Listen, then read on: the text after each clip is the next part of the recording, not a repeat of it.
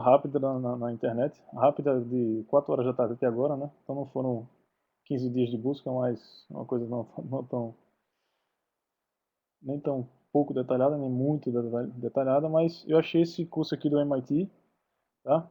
Que ele fala de C++, é bem interessante, a gente tem algumas aulas dele, e tem alguns materiais aí, e vou tentar pegar alguns exercícios que eles fazem, tá? O link está aqui, deixa eu colar lá no, para vocês conseguirem copiar.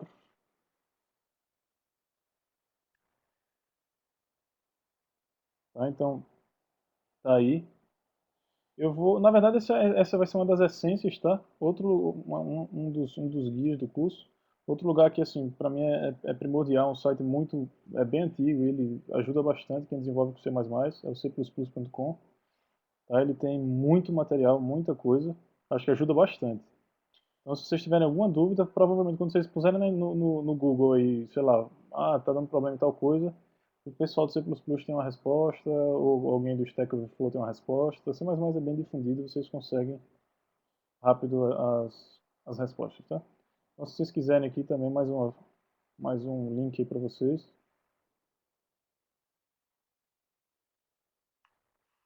tutorial do C++, tá? Tem tudo aqui que a gente vai precisar também.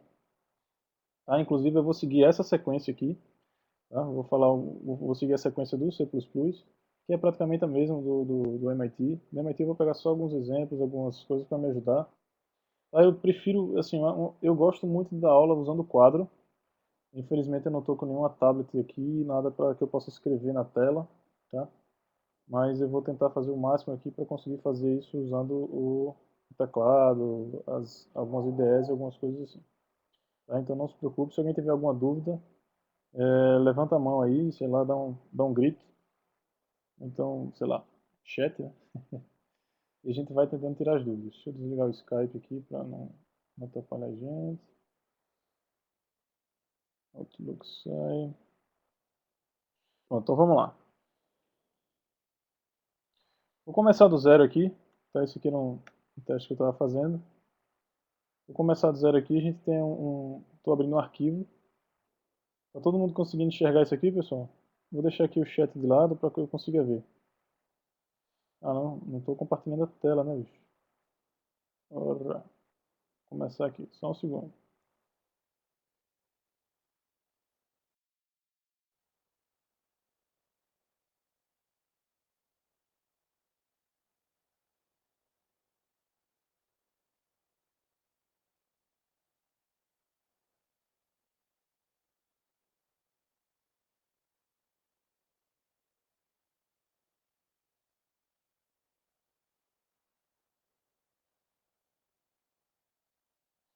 Agora sim? Valeu. Esse aqui é o do MIT. Deixa eu puxar esse cara aqui para cima. Ah, cara, vem tudo. Agora vem. Então vamos lá.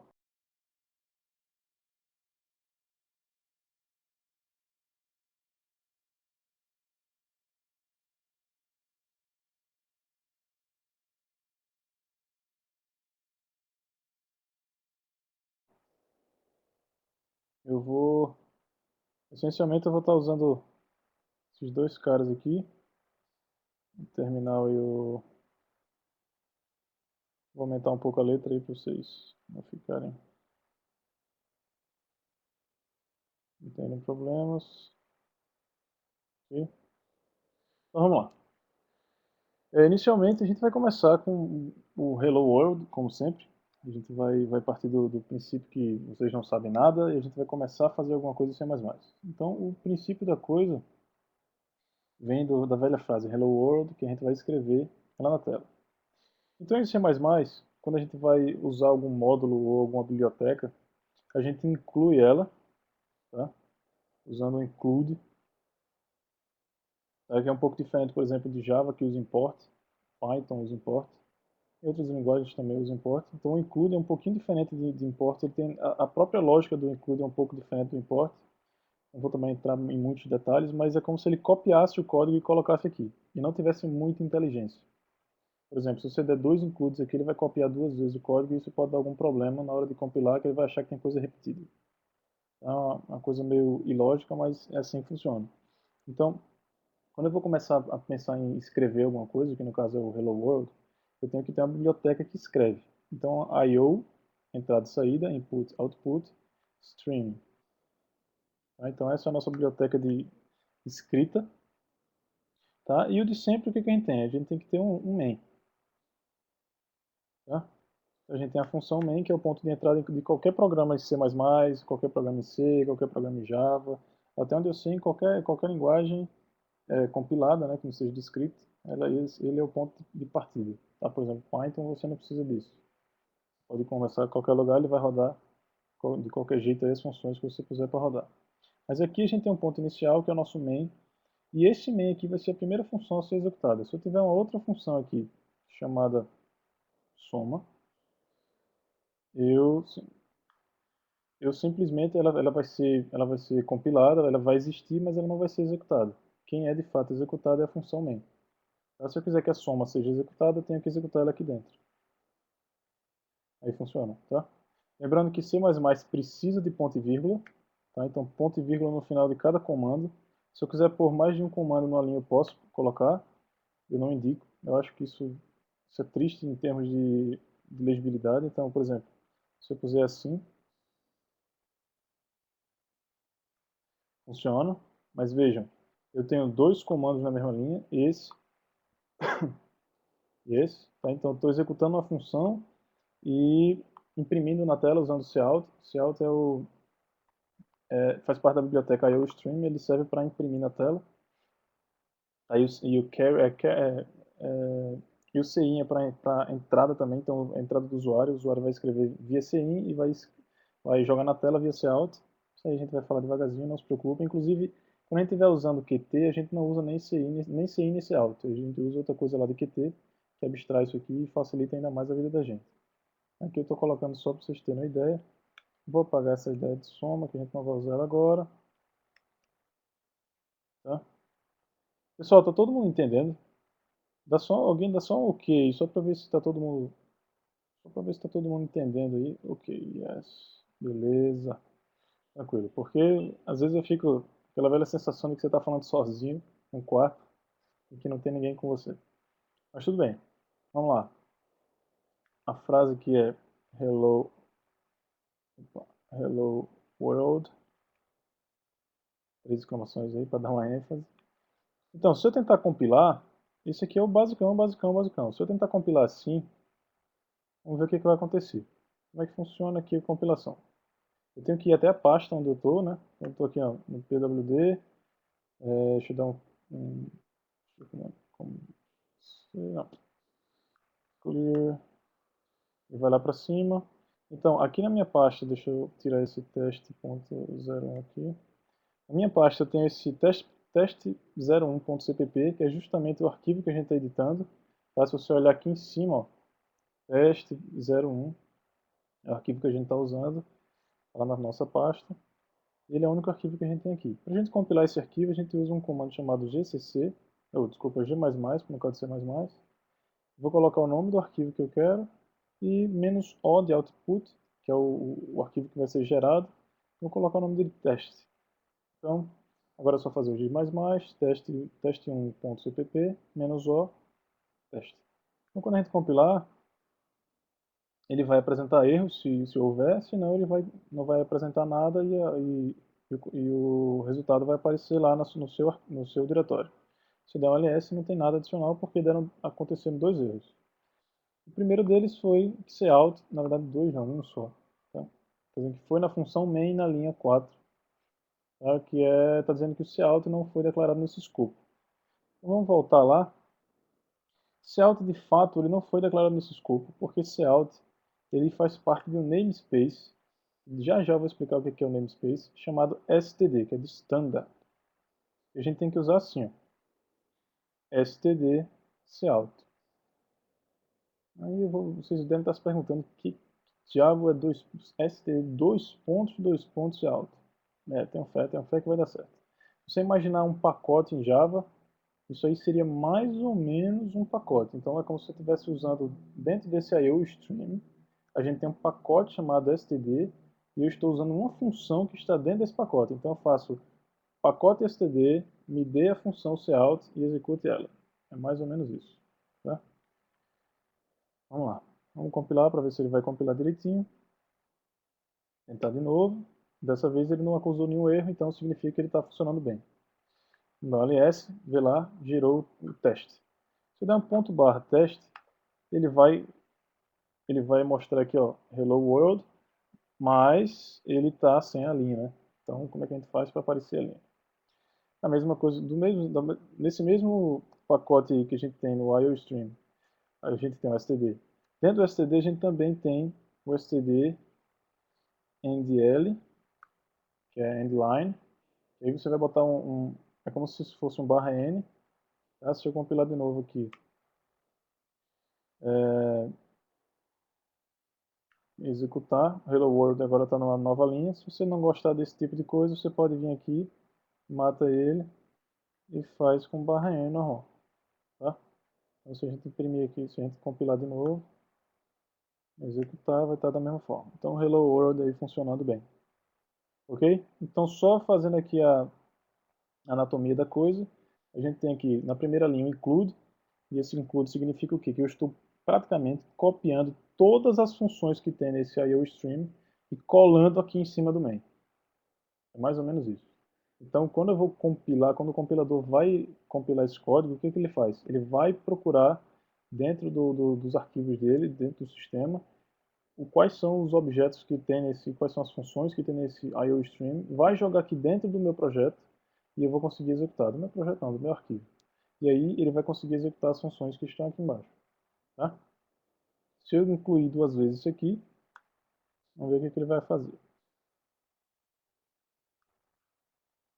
Ele vai executar, bonitinho. Ok, nesse caso aqui ele não chiou, ele não vai reclamar, provavelmente porque como ele está identificando que é é a biblioteca do sistema, ele está ignorando. Uma coisa interessante aqui, ó, é que quando a biblioteca é do sistema, vocês vão ver muito isso. Quando a biblioteca é do sistema, ela tem esses dois símbolos aqui, menor e maior, né, menor e maior. Se ela fosse sua, se for uma biblioteca sua, é interessante usar com aspas. Então, se você usar com aspas, está indicando que essa biblioteca aqui é sua. Se não tiver aspas, é do sistema. Tá? Isso aqui é uma convenção, digamos assim. Então, não é obrigatório. Você pode ou não usar assim. Ok? Então, vamos lá, vamos dar sequência aqui. Se você não quiser estar escrevendo sempre que você for usar o std, o cout, você tem que botar esse std, dois pontos, std, dois pontos, isso é um saco. Realmente, isso é terrível. Você pode vir aqui e fazer assim, ó.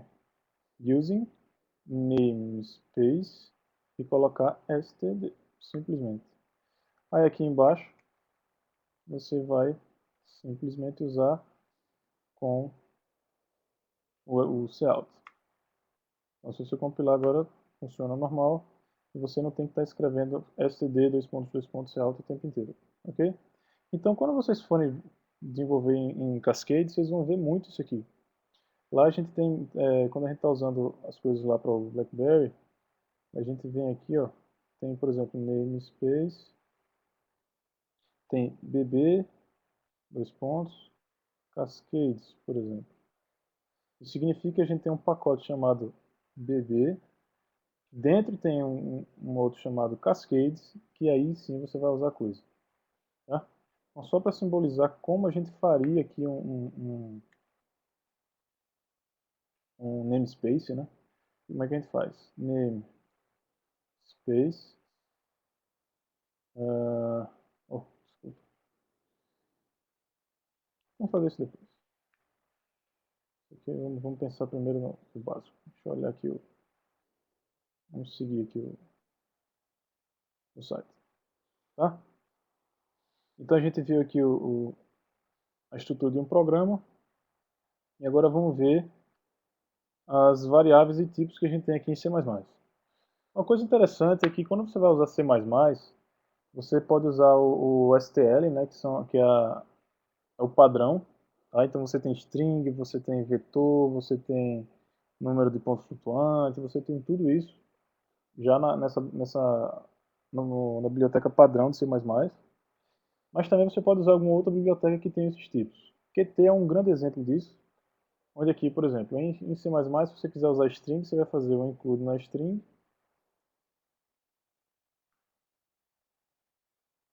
e aqui você vai poder usar a string normalmente. Então, string t é igual a hello world, barra n, deixa assim barra n. Então aqui nesse caso, ó, eu posso tirar isso aqui e colocar simplesmente t. Então, se a gente for agora compilar, executar hello world aqui embaixo, só que está sem a linha, então a gente vem aqui, ó, endl. Tá? Aqui agora, hello world. Até agora, pessoal, alguma dúvida? Deixa eu tentar só abrir aqui o Momentix para vocês verem essa ideia do namespace. Só para vocês, no projeto lá do...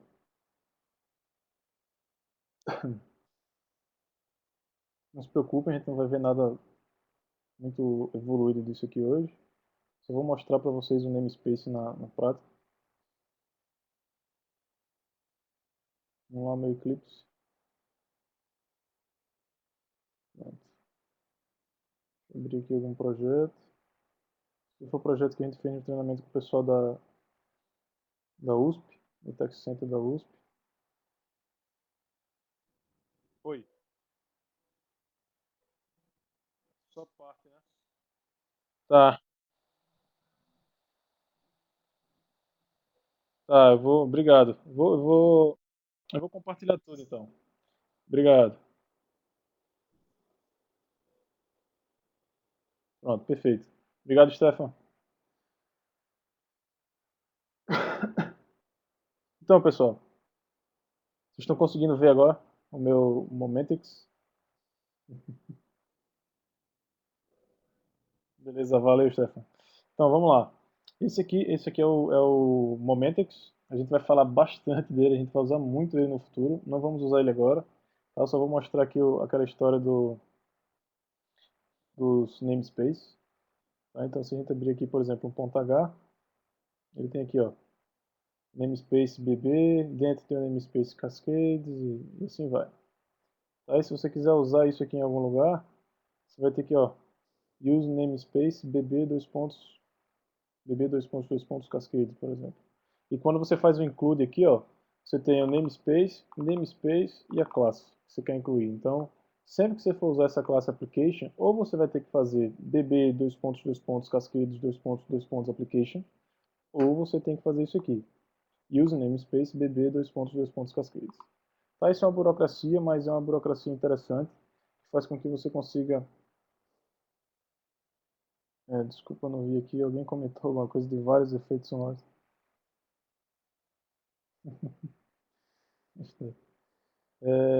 Então isso aqui é uma burocracia, mas que faz com que você separe bem o código. Isso aí você consegue separar bem as funções que são suas, as que são do sistema, fica bem divididinho. Então, essa é aquela velha ideia. C++ não tem nenhuma burocracia, mas também é muito solto. Desculpa, C++ não. C não tem burocracia nenhuma, mas é muito solto, é muito difícil de estruturar. Você tem que fazer muito trabalho adicional para ficar bem estruturado. C++ já tem um pouco mais de burocracia, já fica mais fácil você estruturar bem. Java, por exemplo, tem muito mais burocracia e é muito mais fácil de estruturar bem, e assim vai. Então você paga o custo pela burocracia, mas acaba tendo um pouco mais de organização no código. Ok? Então se a gente for aqui, dando sequência, se a gente for usar os tipos primitivos aqui, eu já mostrei string, mas você pode ter a grande... Desculpa, acostumado com o atalho do... A grande maioria dos tipos primitivos, como inteiro, float, double, char, que mais? Long, short. Esses tipos aqui eu acho que já não tem, né? Já não deve ser tão comum ver. Em C++, se você quiser um inteiro grande, você pode fazer assim, ó, long int. Se quiser um inteiro bem grande, você faz um long int, tá? Você não pode fazer mais que dois não, tá? Você não vai esticando isso aqui, long int, não, não vai. Tá? Então aí você já tem um limite aí desses dois. Tá? Então ou é um, ou sem nenhum, ou um, ou dois longos. Tá? Então você consegue aumentar esses tipos, isso é bem variado. E você tem alguns tipos um pouquinho diferentes, que isso aí é mais avançado, deixa pra outra hora. Tá? Então esses tipos todos aqui você consegue utilizar normal, tá? Sem maiores burocracias. Se a gente quiser aqui usar, por exemplo, vou só colocar um inteiro aqui para a gente ter como exemplo. Int a igual a 10. Se eu quiser colocar ele aqui nessa minha string, eu simplesmente coloco a e ponho. Oh, desculpa, aqui não. Coloco ele aqui embaixo. A. E quando eu compilar, vai aparecer Hello World 10. Vamos lá, vamos compilar. Hello World 10. Ok? Então os tipos primitivos são bem parecidos com os que a gente tem em outras linguagens. Tá? Não tem nada muito diferente. Então o que tem bem diferente aqui são as classes, são os alocação e desalocação de memória, que a gente vai ter um pouquinho mais, um pouquinho diferente do que vocês estão acostumados. Tá? Para quem é programador web, JavaScript e algo do gênero, né? Está acostumado a usar var, sei lá, var e jogar o que quiser aqui dentro. Tá? Então pode ser um array, pode ser um objeto, né? Um dicionário, pode ser um inteiro. Em C++ isso não funciona. Tá? Em C++ você tem que dizer o tipo, tá? Então o tipo é fixo, então não é dinâmico, a tipagem não é dinâmica, a tipagem é estática. Então se você diz que um elemento aqui, se eu quero usar um elemento, eu tenho que dizer qual é o tipo dele e ele sempre vai ser desse tipo, até que o escopo acabe. Tá? Então as variáveis elas são usadas até que o escopo acabe, como qualquer outra linguagem, mas aqui é assim. Se eu tiver uma função aqui, vou usar a função soma, que é mais fácil. Soma, não mais fácil, mas uma das fáceis de entender. Int a, vírgula int b. Então se eu tenho a função soma aqui, e eu aqui dentro faço if a maior que b. Outra coisa bem interessante é for, if, while, case, switch case, essas coisas todas são bem parecidas com JavaScript. Então, se você sabe como é que faz em JavaScript, você já sabe também fazer em C++. Então, a lógica, essa parte lógica, essa parte operacional aí não vai mudar muita coisa não. Então, só fazendo um teste aqui, if é igual a int x é igual a mais b. Isso aqui em algum momento vai funcionar, pessoal?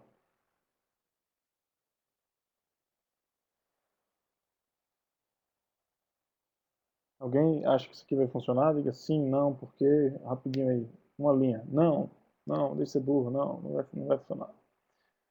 Alguém?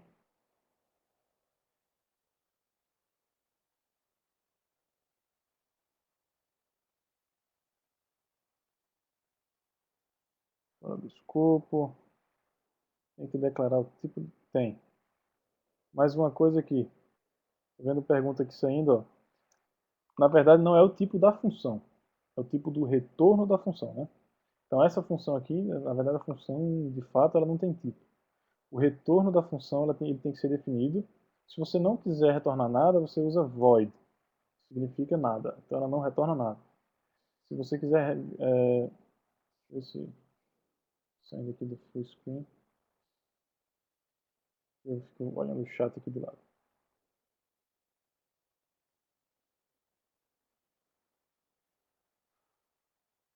Ah, se A não for maior que B, tudo bem.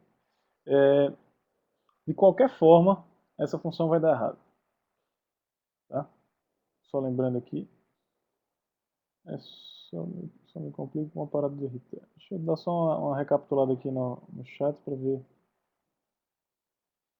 o que está acontecendo fora do escopo. Não, tem que declarar o tipo da função. Tem. Ó, tem que declarar o tipo da função? Tem. Na verdade é o tipo do retorno da função. Nesse caso aqui da soma vai ser um inteiro. Tá? Que mais? O return, ele na verdade, André Menezes aí. O return, na verdade, ele só é uma afirmação de que a função acabou, que você vai estar retornando aquele elemento. Então, se por exemplo, se eu tiver essa função aqui e eu quero terminar ela, eu dou simplesmente um return. Se eu vier aqui dentro desse if e fizer return x, essa função existe a possibilidade dela funcionar. Quando? Quando A for maior que B. Tá? Então, se o A for menor que B, essa função não vai funcionar. Por quê? Porque o return ele faz com que a função acabe a função e ela simplesmente retorne esse valor. Ok? Acho que não, pô, José, acho que não, porque o x deve ser declarado fora do if. Beleza. Tarará. Ok, então vamos lá. O que acontece aqui? Nesse caso, o x, o escopo dele começa nessa chave e termina nessa chave. Então significa que quando eu defino x, ele vai existir. Quando acabou aqui, quando terminou essa chave aqui, o x não existe mais na memória. Ok? Então, se esse return aqui for alcançado, ótimo, funciona. Por quê? Porque a minha função vai sair, o ponto de saída da minha função vai ser esse aqui, o x vai ser retornado, tá? E aí acaba a minha função. Se o A for maior que B, aí não tem jeito, porque o x não existe, ok? E provavelmente isso aqui não vai nem compilar, porque quando você compila, ele leva em consideração que isso aqui, ele não lê dentro do if. Para dizer, ah, não, tem um x dentro do if. Ele não vê. Ele vai ver se dentro desse escopo aqui, você consegue um x, tá? Vamos tentar compilar aqui só para ver o que ele vai retornar aqui.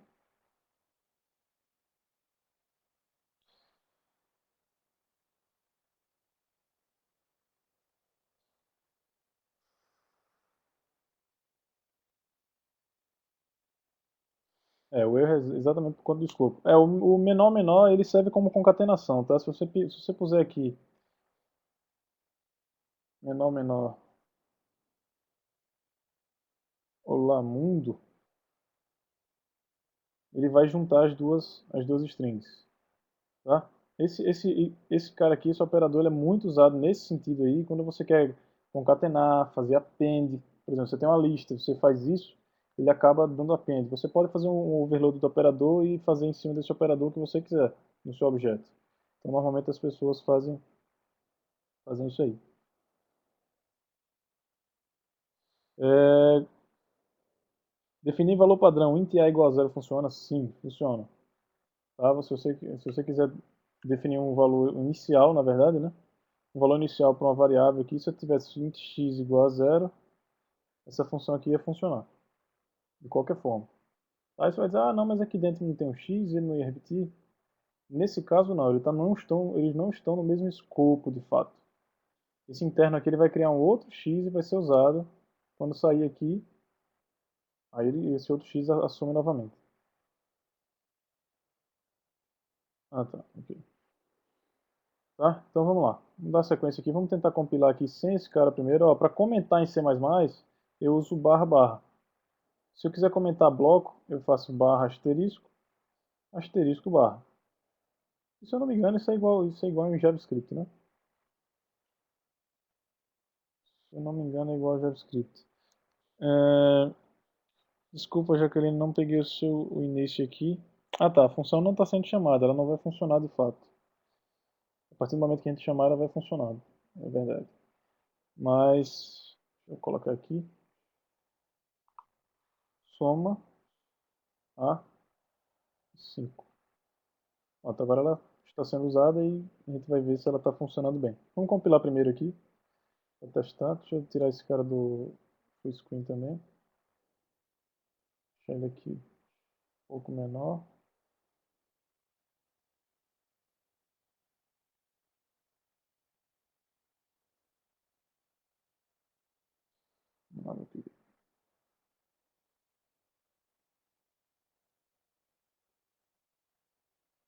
Então vamos lá.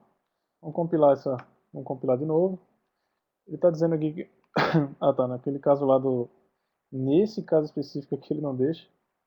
A gente vai ver depois. O keystring funciona em qualquer lugar. Você pode fazer isso sempre. Tá, mas a gente vai usar isso depois. Ó, esse erro eu detectei aqui, né? Ele disse que deu um erro na linha 17. Isso que não vai funcionar. E vamos lá. Compilar de novo. Agora ele está dando um erro, ó, dizendo que x não está declarado nesse escopo. Na linha 12. Se a gente vier aqui na linha 12, ele está dizendo que x não foi declarado no escopo. Jaqueline, eu estou usando um compilador, eu estou usando o G++, que é o GCC. Tá? Você está usando que sistema operacional? Eu uso o G++.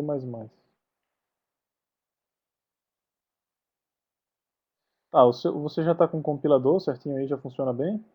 Já está tudo funcionando? Tá, porque o Dev C++ ele não vem já com compilador não. Você tem que instalar, eu acho que o MingW ou alguma coisa assim. Tá?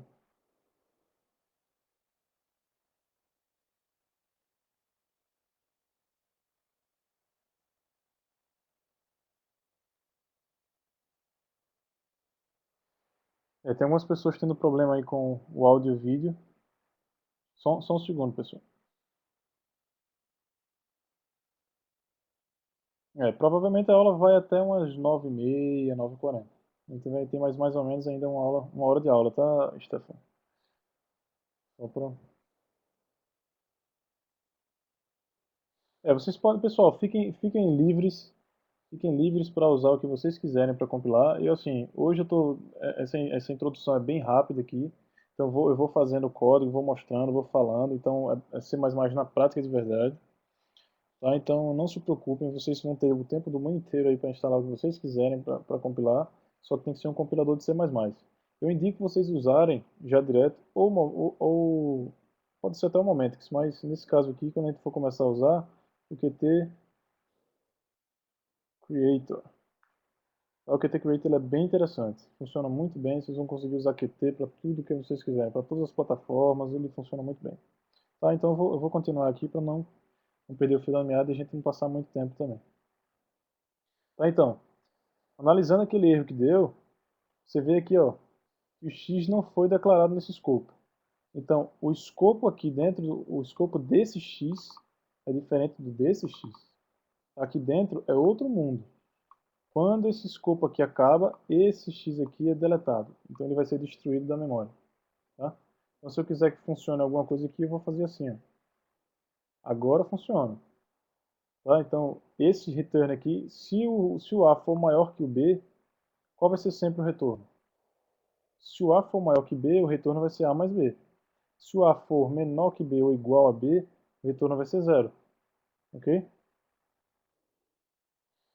Gustavo, o Qt está rodando sim, iOS e Android também. Funciona assim. Então vamos lá. Deixa eu dar sequência aqui. Então vamos só compilar mais uma vez. Ele agora está dizendo que está declarado. Se a gente executar, quando executar ele vai dar 15 o resultado. Por que ele deu 15? Porque A é 10 e o B lá em cima aqui, ó, é 5. Coincidentemente, A foi aqui e A foi aqui. Não precisa ser o mesmo nome, tá? O nome da variável não precisa ser igual. Tá? Vou mudar aqui para M, para vocês não confundirem. O nome da variável não precisa ser igual ao nome da variável na função. Então, quando eu compilar de novo, 15. Tá, então se eu colocar aqui, por exemplo, se eu inverter isso aqui, colocar 5,m, o que vai acontecer? O resultado vai ser zero. Por que zero? Porque a gente tem, se o A for maior que B, ele vai entrar e executar a soma. Se não, ele vai retornar esse x aqui de cima. Tá? Então se eu quisesse executar de outra forma, eu também poderia usar sem alocar esse x aqui, porque ele já assumiria o x de fora. Então o escopo ele vem de fora para dentro, mas ele não vem de dentro para fora. Tá? Então nesse caso aqui, se eu tenho int x igual a zero e vou executar isso aqui, se o A for maior que B ou se o A for menor do que B, o x que eu vou estar usando é sempre esse aqui. Tá? Então tenham cuidado com essa história de escopo. Isso não é uma coisa só de C++, tá pessoal? Isso é uma coisa de qualquer outra linguagem. Se você for usar isso em Java, C Sharp, Objective-C, Python, qualquer uma das linguagens, você vai ter essa ideia do escopo. Tá? Então, algumas têm umas ideias um pouquinho diferentes, mas a grande maioria delas é de fora para dentro vai, mas de dentro para fora não vai. Tá? Então, só para mostrar um exemplo aqui bem bizarrinho, mas, por exemplo, se eu fizer aqui int y igual a 30, se eu fizer assim, ó, o que vocês acham que vai acontecer? Abrir um escopo aqui do nada. Isso aqui eu posso fazer em C++. Tá? Eu abro uma chave, fecho uma chave. Então, se eu fizer isso aqui, significa que o int y igual a 30 só vai existir na execução dele. Então, isso aqui, na verdade, não está fazendo nada, né? Então, eu crio o y e apago o y. É mais ou menos isso. Então, se eu fizer aqui, por exemplo, se eu quiser botar aqui mais y, o que vocês acham que vai acontecer? Vai dar certo isso?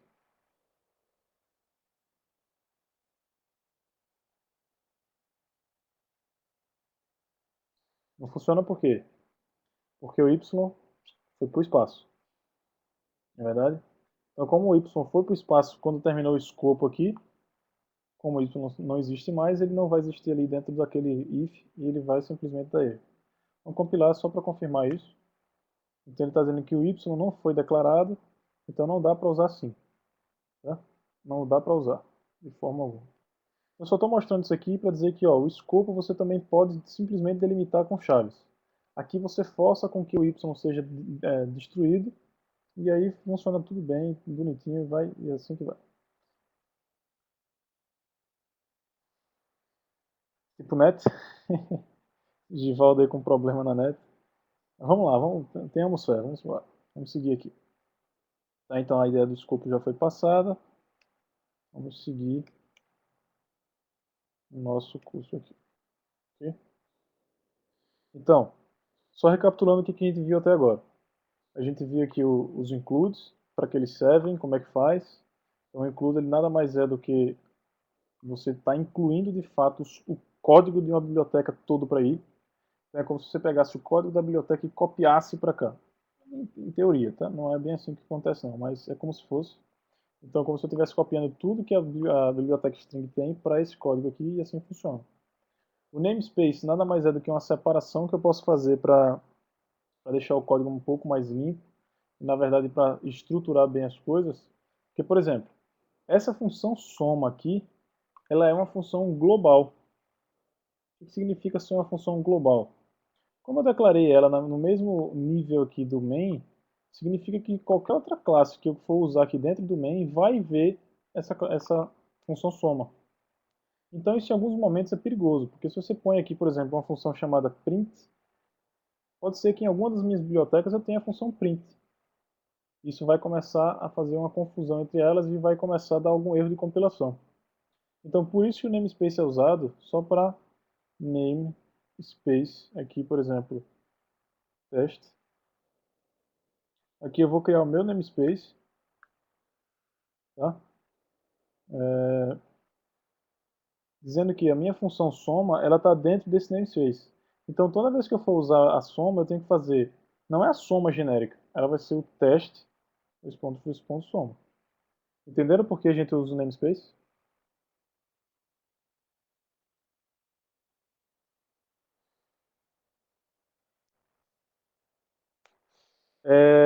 Gustavo, C++ não tem garbage collector, tá? Então, aquela ideia do escopo lá que a gente viu que ele se destrói, aquilo ali faz parte já da compilação e da execução do código, que na chamada, na saída da função, se executa uma rotina de limpeza de memória. Então, isso assim, não é garbage collector. O garbage collector é uma entidade que fica executando de fato no processo. Então, ele é um processo que roda em paralelo junto com a máquina virtual, que ele vai consumindo em tempos aleatórios as memórias que não estão sendo usadas mais. Aqui não é assim. Aqui ele simplesmente, o próprio objeto, na verdade, o programa em si, ele já exclui as coisas que não são mais, que não vão fazer mais parte do. Igual, a função do x igual a mais b, na verdade, ela é só para instruir. Na verdade, ela não tem muita. A ideia era só para mostrar o escopo dentro do if. Só que o ideal aqui, na verdade, se a gente quer retornar uma soma, então eu botei print aqui. Se eu quiser retornar a soma, bastaria colocar return A mais B. Funcionaria bem.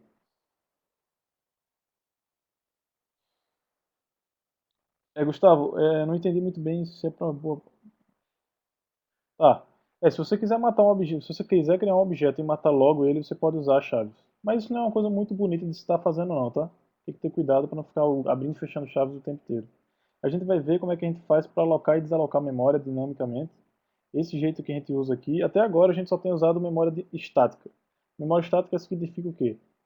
Eu criei o objeto, ele só é destruído quando acaba o escopo. Sempre assim. Crio o objeto não, o elemento, a variável. E essa variável aqui ela só vai ser destruída quando? Quando acabar o escopo. E assim vai. Tem formas de a gente fazer com que, mesmo que acabe o escopo, aquela área de memória continue existindo. Tá? Então a gente vai ver como é que faz isso aí. São áreas separadas de memória. Tá? A gente vai falar um pouquinho disso aqui. Mas inicialmente é isso. Alguém tem alguma dúvida com relação ao namespace? Namespace nada mais é do que você fazer é como se fosse um pacote. E dentro desse pacote você vai poder botar várias outras coisas. Você pode botar objeto, você pode botar função, ou desculpa, classe, você pode botar função, você pode botar várias coisas aí dentro.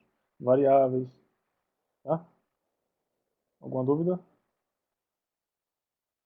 Ok.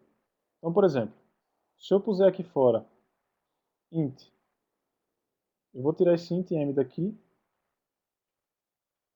e vou colocar ele aqui fora. Então, a função vai continuar existindo e na verdade o código vai continuar funcionando. Por quê? Porque lembra, se ele está fora desse main aqui e está aqui em cima, ele é global. Então, como ele é global, ele vai ser visto aqui, então ele vai executar essa soma aqui e vai funcionar bem. Vamos só compilar para ver o que vai acontecer aqui. Tá, então vamos executar, continua executando, 0, porque lembra que a gente mudou o 5 e o m, né? Se a gente inverter isso aqui, executar de novo, 15, ok?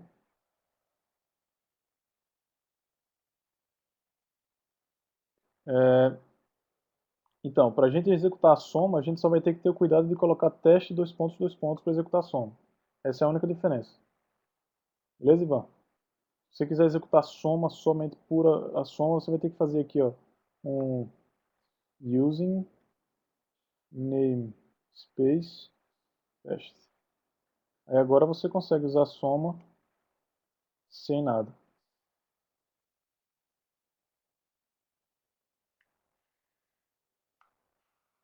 Ok? Se eu não colocar esse using namespace aqui, vamos comentar ele aqui. Se a gente não usar, ele vai dizer que não existe soma.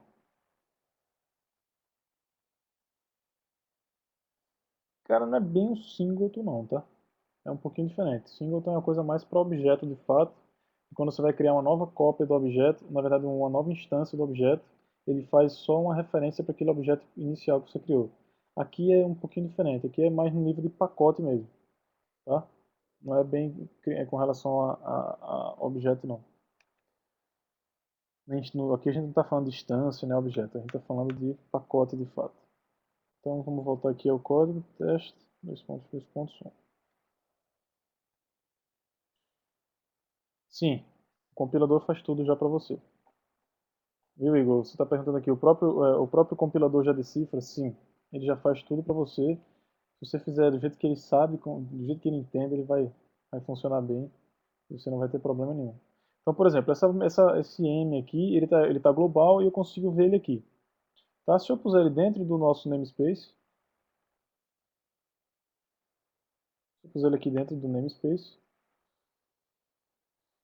aí agora quando eu for usar ele aqui, provavelmente ele não vai ser reconhecido. Vamos executar. Aí vai dizer que M não existe. Então, para a gente usar M aqui do jeito que ele está lá, a gente vai ter que fazer teste, dois pontos, M.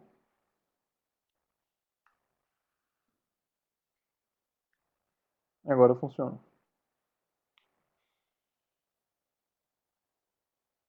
Sim, Alan ou Alan, acho que é Alan, está perguntando se a gente conseguiria usar aqui, ao invés de int x igual a zero, se a gente poderia usar só int x. Sim, você pode usar só int x.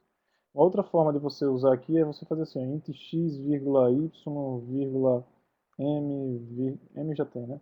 Vírgula b, vírgula t. Você consegue fazer isso também. Então essa aqui é uma forma de você estar inicializando, dizendo que você tem um inteiro x, um inteiro y, um inteiro b e um inteiro t. Se você quiser inicializar algum deles, basta você botar igual aqui, 3. Funciona também. Tranquilo? Então são várias formas de você inicializar.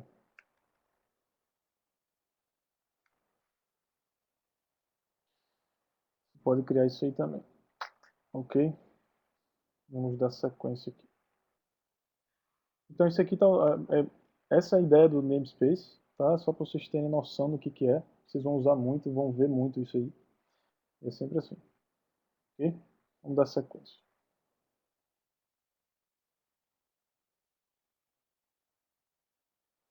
É, boa, Duílio. O que acontece? Se você, quando você cria aqui, ó, int x, o que ele faz? Ele vai criar vai pegar uma área de memória. Vamos supor aqui, deixa eu ver se eu consigo no meu, rapidinho.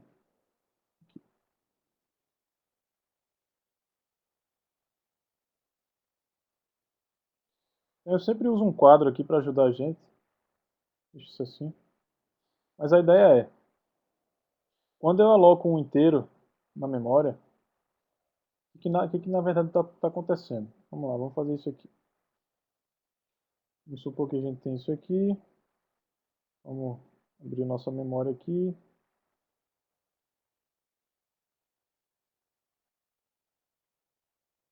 Vou fazer um zoom alto aqui. Vamos dar zoom alto.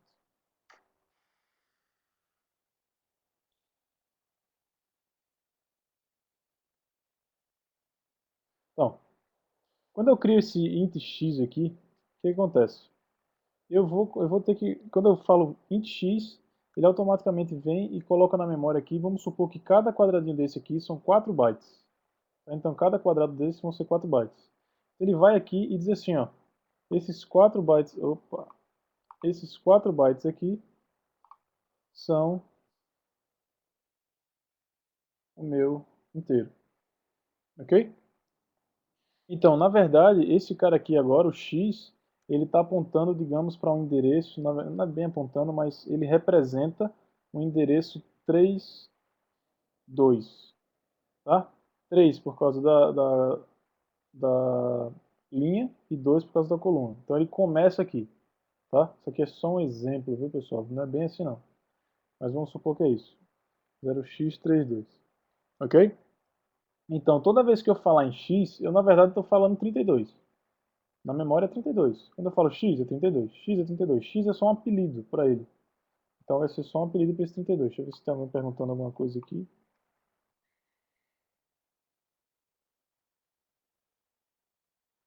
Tá, então vamos voltar aqui. Então, ó, quando eu aloco essa região de memória, eu não necessariamente limpo ela. Eu simplesmente coloco um valor aqui. Então, se eu tivesse, por exemplo, aqui 2, 5, 7, 3, esse meu x aqui, ele na verdade não é zero. Ele é 2, 5, 7, 3. Porque quando eu aloquei a área de memória lá, sei lá, minha memória está suja aqui. Eu tenho vários valores aleatórios aqui, tudo solto. Porque a última pessoa que usou a memória não limpou ela. Que é uma coisa relativamente comum. Não vai esperar que você vai ter as pessoas limpando a memória sempre não. Tá? Então você teve o azar de alocar o X numa regiãozinha aqui, ó, que está suja. Então quando você for usar o X, se você simplesmente retorna aqui, vamos supor que eu não estou fazendo mais nada disso. Retorno só x mais 1, eu não garanto, não há garantia nenhuma de que o resultado da primeira vez que você chamar essa função aí vai ser 1. Ou seja, você não garante que x é zero. Não há garantias de que x vai ser zero. Para você garantir que x vai ser zero, você tem que inicializar ele com zero, que é a mesma coisa que você limpar a área de memória dele. Entenderam a ideia? Então sempre que você usar alguma coisa e quiser garantir que o valor dele vai ser, o valor dele é zero, ponha lá o valor inicial dele zero. Tranquilo? Porque se você não faz isso, ele não garante. E sem garantia você não consegue fazer o seu código, né? Você não tem a certeza de que o código vai funcionar. Estamos tranquilos? Posso seguir? Então vamos voltar aqui. Essa memória aqui a gente vai ver mais ela hoje ainda, tá? Esse aqui é o meu auxiliar, vai funcionar bem aí. Tranquilo, tá? Uma coisa também diferente que a gente tem em C++, que a gente vai começar a usar agora, é uma ideia de arquivos separados, tá?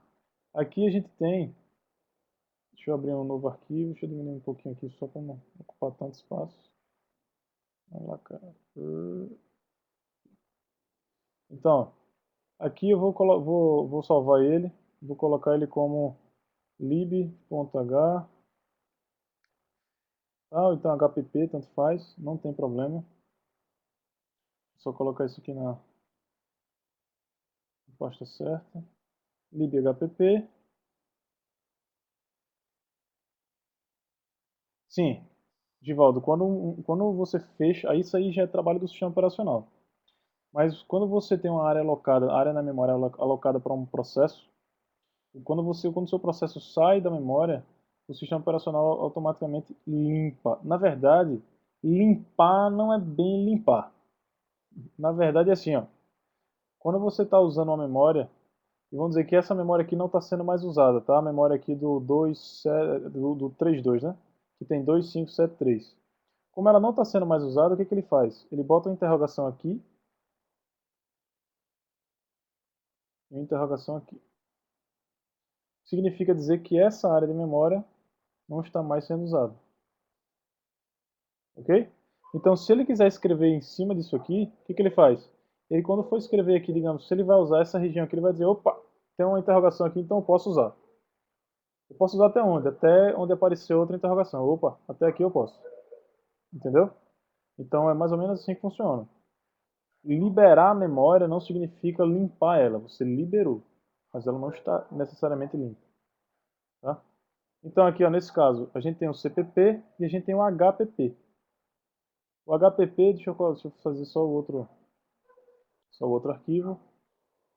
Vou botar aqui, o arquivo vai ser lib.cpp.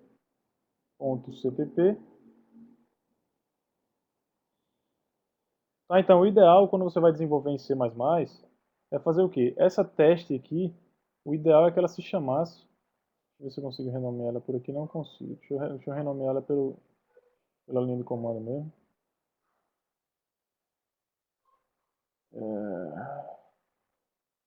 Move test01 para main.cpp.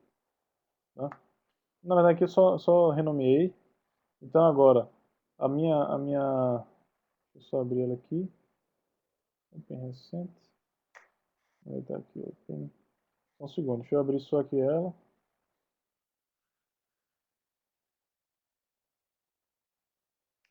Onde foi que ele salvou ali do CPP, cara?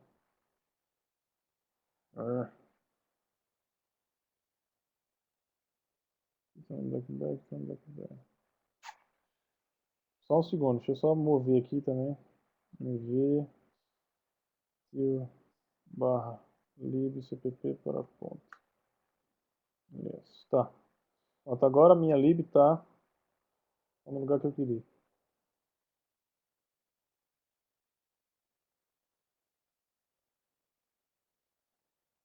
Pronto, ótimo. Então o que acontece? Agora a gente tem o nosso arquivo main.cpp, que é justamente o arquivo que começa, onde começa tudo. Que o ideal é você não definir funções nele, só se for alguma coisa bem básica, ou que vai ser bem pontual, só usado no main. O certo é tudo que você for fazer, você fazer no seu .h e no seu .cpp. Então, normalmente o que acontece? No .h a gente coloca os headers. Tá? Então, na verdade, o H, na verdade, ele é o header. E aqui a gente bota só a assinatura das funções que a gente vai ter. Então, por exemplo, aqui ó, a gente tem um namespace. A gente vai tirar ele daqui e vai colocar ele aqui.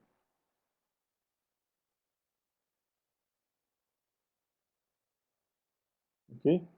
Então agora, ó, a gente não tem mais visibilidade daquilo tudo lá. Eles estão em outro lugar. Então aqui a ideia é Ao invés de eu colocar isso aqui assim,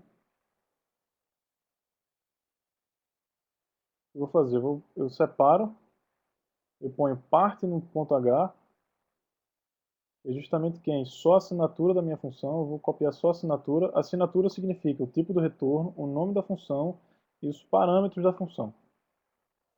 Tá, então, ó, eu vou colocar só a assinatura da função aqui. Tranquilos?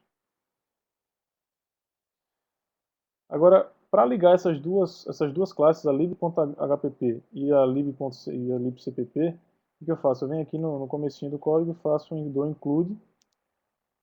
Lembrando que são aspas, porque o código é meu. Eu faço lib.h. Então, isso está dizendo que essa classe aqui está implementando o que foi definido na classe .h. Tranquilos? Agora, na hora que a gente for compilar, vocês vão ver como é que funciona isso aqui. Vamos ver aqui. Outra coisa, agora, como a gente está aqui no main, a gente precisa incluir a nossa biblioteca. Ó. Aqui eu vou vir include, opa, lib.hpp. E quando eu vou incluir, eu não incluo o .cpp, eu sempre incluo o .h. Que o header é que tem a descrição da minha classe. O CPP é a implementação, não quero nem saber dela. Quero saber a definição dela.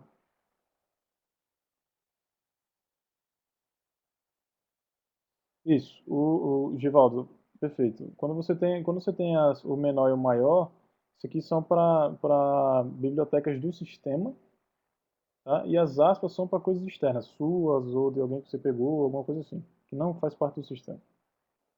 Então, nesse caso aqui já está o libhpp, vamos compilar. Agora, para a gente compilar isso aqui, vai ser como? Eu tenho que fazer G++ e colocar todos os CPPs, tá? Então, vem aqui, ó, main cpp e libcpp. Na hora de compilar, eu não preciso usar o ponto .h. Eu venho aqui menos e boto o teste, menos o teste. Então, compilador, né? Então, comando para compilação, vou dizer quais são os arquivos que eu vou compilar e vou usar aqui o teste.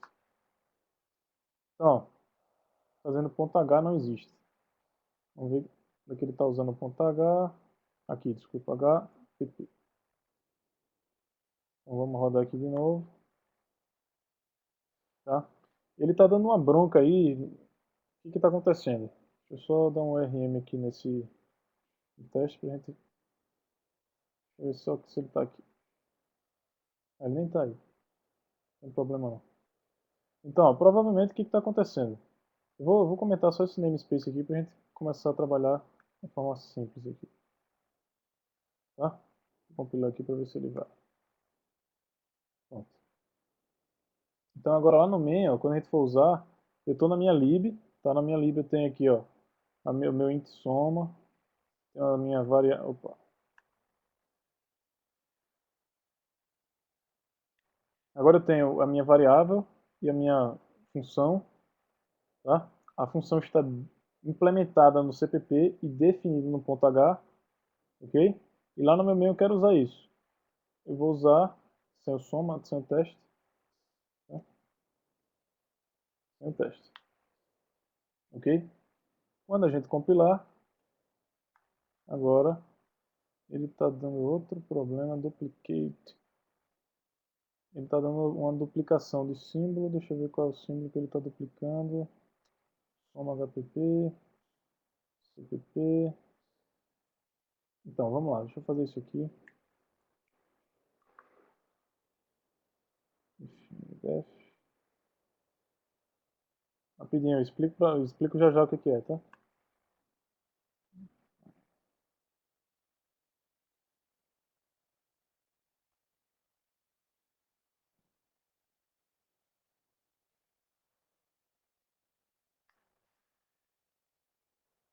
Alguma coisa ele está dando aqui que eu não estou captando a vossa mensagem. Não sei se eu botei algum nome estranho. Soma, return, libhpp, tá aqui, soma, momento std, soma ndln, hpp,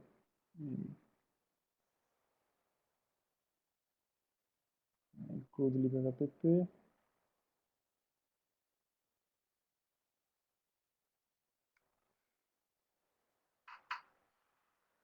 Pois bem, vamos lá.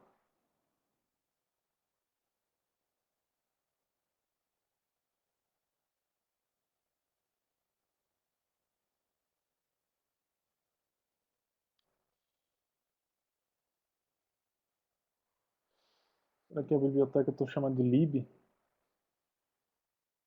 Será que ele vai chiar por causa do meu lib, cara? Vamos ver aqui. Vou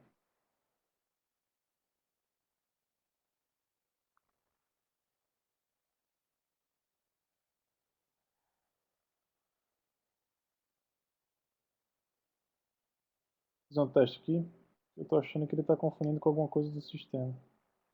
Não tem sentido ele estar fazendo isso, não. Aqui cpp. cpp. Não, aliás, esse aqui agora vai estar todo mundo aí. Ok. Vamos só reabrir aqui todo mundo.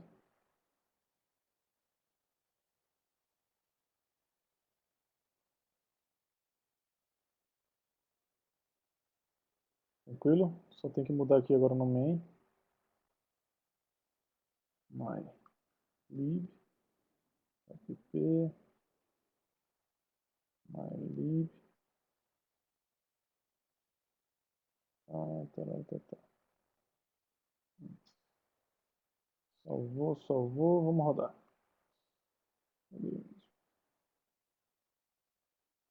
O namespace std é do sistema e ele vem aqui desse... Uma pergunta aqui do Igor. Ele está perguntando se o namespace std é do próprio compilador. Nesse caso aqui, ó, o namespace std ele está vindo porque a gente está usando aqui, ó, o string também tem, tá? A gente usa só para dizer que o namespace é o namespace do sistema, entendeu? Standard. Então você usa ele para não ter que estar usando o cout. Mas é sim do compilador. Na verdade é do sistema, né? Você já tem isso como se fosse uma lib interna aí. O compilador já sabe que ela existe. Então agora vamos entender aqui o que está acontecendo. Main cpp, mylib cpp, -o, teste. Oh my god, what's happening? Ele está reclamando do M, cara. Ele está reclamando do meu M, que ele não está vendo esse M aqui, ó. Ele está reclamando desse cara aqui. Eu não estava vendo. Vou copiar isso para lá. Só pra gente.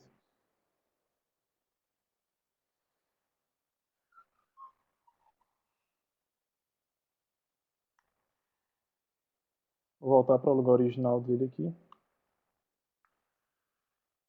Ok?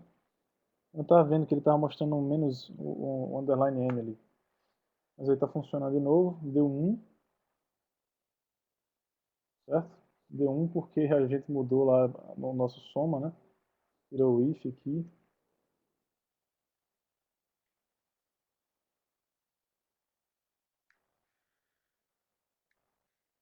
Então voltou ao normal e está tudo funcionando como a gente tinha colocado para funcionar antes. Tá? Então a ideia é essa. A gente separa as definições aqui.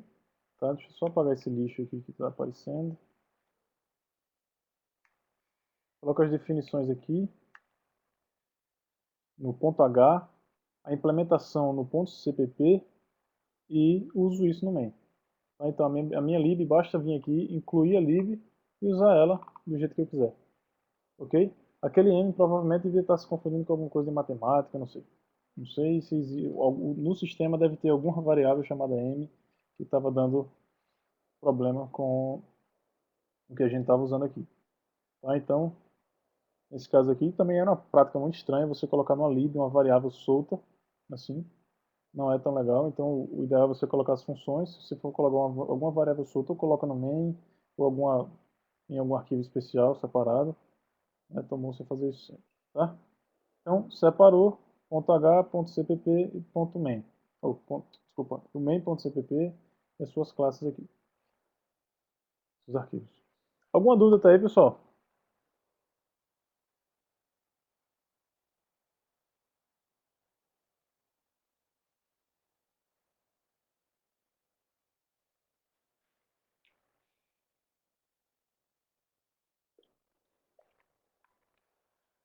Ok, então vou dando um pouquinho, vou acelerando um pouquinho aqui. Vou falar um pouquinho da alocação de memória. Tá? Deixa eu só ver se... Lá na sequência da gente lá no site. Operadores, inputs e output, a parte de controle, funções, a gente já viu. Veja que a gente está vendo muito superficialmente as coisas e bem rápido, tá? Então, ó, a gente já viu o basicão por cima de tudo isso aqui, tá? Então a gente vê até essa parte de controle aqui. Vou fazer só um for para a gente ver como é que funciona. E aí a gente vai falar dessa parte que é um pouquinho mais cabeluda aqui, mas é nada demais. Tá? Então, se eu quisesse fazer aqui uma função int print não, int count, só para exemplo, tá? Int x c. Se eu quiser fazer um for aqui, o for é igual a outras linguagens, só que aqui eu tenho que definir int i igual a 0, ponto e vírgula, i menor que o valor que eu quero, 10, ponto e vírgula. Eu posso usar mais i ou i mais mais, tá? Há pessoas que falam aí que o mais i é mais rápido. Mas, bicho, sinceramente, a diferença é muito pequenininha, então não vai fazer tanta diferença não, tá? Stefan, posso colocar sim, sem problema nenhum. Eu posso colocar isso no GitHub, inclusive vai ficar no meu GitHub, no Rodrigo Pex. Eu passo o link aqui no final do curso. Tá, ele é bem pequenininho, né? Até porque o material que a gente está fazendo tá pequeno, então vocês conseguem acompanhar e ver isso aí rapidinho. Tranquilo, mando sim. Tá, então se a gente for fazer aqui esse for, vou fazer só uma coisinha aqui. Eu vou fazer C é igual a I vezes C. Conta estranha aí. Return C. Isso aqui pode, pessoal? Isso aqui é permitido do jeito que eu estou fazendo. Vai funcionar? Quem vota que sim ou quem vota que não?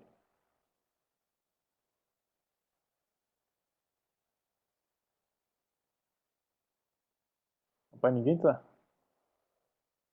Opa, já temos divergência aí. Aqui funciona, pessoal. Mais igual. Isso aqui funciona, tá? Aqui a ideia só é que ele vai pegar aqui a variável c e a cada passo do i ele vai multiplicar, vai fazer i vezes c e colocar em c. Tá? Então é como se eu fizesse a cada passo algo do tipo, sei lá, vamos testar, vamos botar para rodar aqui, que não adianta ficar explicando isso não. Tá? Então o count está aqui, só preciso colocar ele aonde? Eu preciso colocar ele lá no meu ponto H, porque se eu não puser ele no meu ponto H ele não vai ser conhecido. Tá? Então vamos ver aqui, por exemplo, se eu rodar ele do jeito que está aí, vamos abrir lá o main, e vou colocar aqui uma função chamada, eu vou dar um cout aqui, e vou chamar a função que a gente criou lá. A função que a gente criou é count, não é isso? Então se eu ponho count aqui e digo 1, se eu puser 0, o resultado tem que ser o quê? O resultado tem que ser 0, né? Então vamos ver.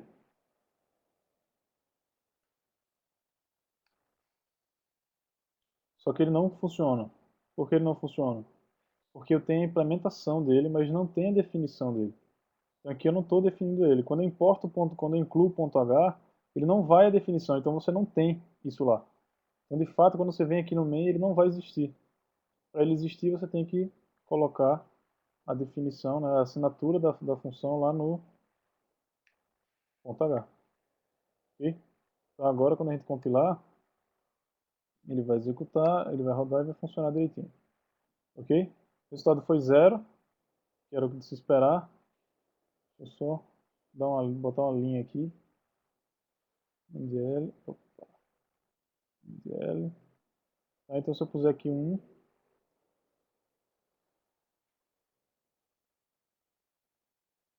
vai acabar ficando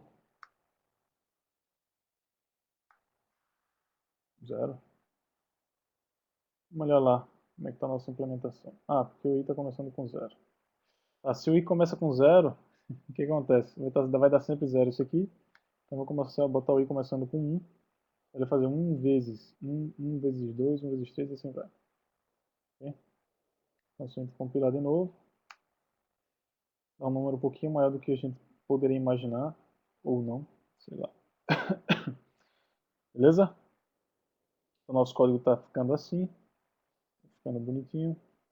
A gente tem aqui, ó, if, já viu for, while é uma variaçãozinha do for, então while é igual aos outros, eu não vou detalhar muito isso, vocês podem fazer isso depois, não tem problema. Vamos dar sequência aqui nos passos para... Tá, vamos falar um pouco aqui de array. Fazer uns exemplos aqui de array. Então o que acontece? Em C, o que a gente pode fazer aqui? Eu posso vir aqui e fazer assim, ó, int x, abre e fecha, 10, ponto, e fica. O que eu estou fazendo? Aqui eu estou criando um vetor. Tá? Esse vetor aqui ele tem 10 posições e essas 10 posições são inteiros.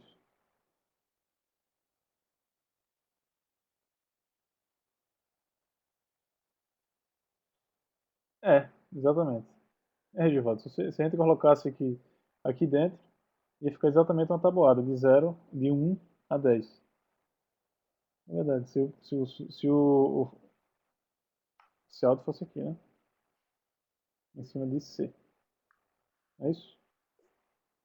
Show. Vamos lá. Então, nesse caso aqui, o que eu estou fazendo? Eu tenho um array com 10 posições.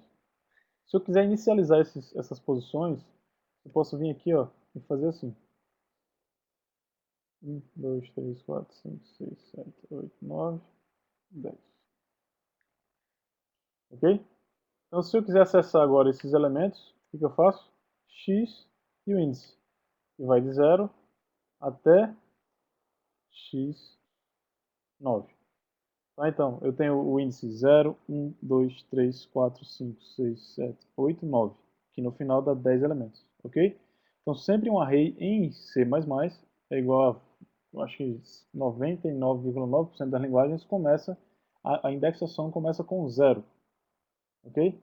Na verdade, a explicação disso é bem lógica, depois eu vou falar quando a gente estiver falando um pouquinho mais de alocação de memória, tá? Que vai falar de ponteiro, acho que a gente vai falar disso hoje, tá? Na próxima aula a gente vai falar de classe, orientação a objetos, como é que a gente faz uma herança, como é que a gente faz herança múltipla, que em C++ tem herança múltipla. Tá? Hoje a gente vai até essa parte da alocação de memória, que é a alocação dinâmica e estática de memória. Tá? Então vamos devagarzinho aqui para a gente entender. Então, ó, o que acontece? O primeiro elemento, esse cara aqui vai ser quem? Esse aqui é o 1, esse aqui é o 1, e esse aqui é o 10. Ok? Então se eu quiser acessar isso aqui, basta eu só preciso fazer exatamente o acesso como a gente está mostrando ali. Então, x, 1,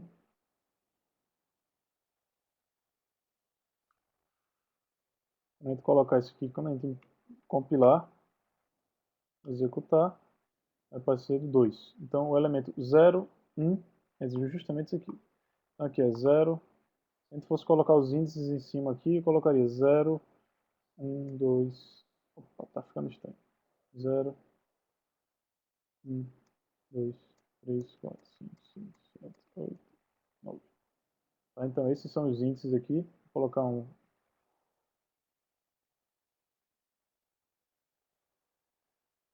Tá?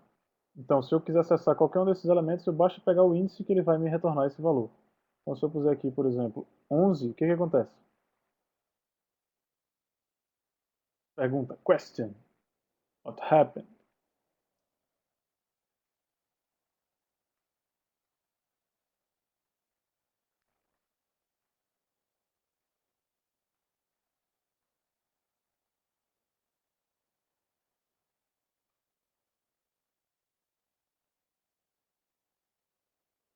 Boa, o índice não existe. Mas será que daria erro?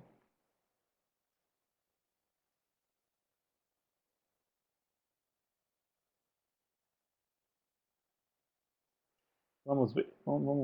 Vamos executar isso aqui.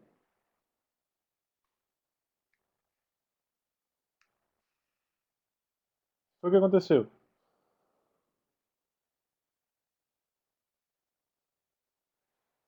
Ele simplesmente vai tentar acessar, certo? Erro nem sempre dá. O que acontece? Vamos fazer aqui, vamos usar a memória de novo. Vamos supor que essa área aqui que eu delimitei é a área para o nosso, é a área permitida. Inclusive por isso que ela está verde. Tá, então se eu aloco o meu inteiro lá, eu tenho um array de inteiros, tá? Que são duas posições. Vocês lembram que o meu array de inteiro com duas posições era como? O inteiro tem 4. Opa. O inteiro tem 4 bytes, então ele ocuparia. Acho que eu botei uma menos, deixa eu só colocar aqui.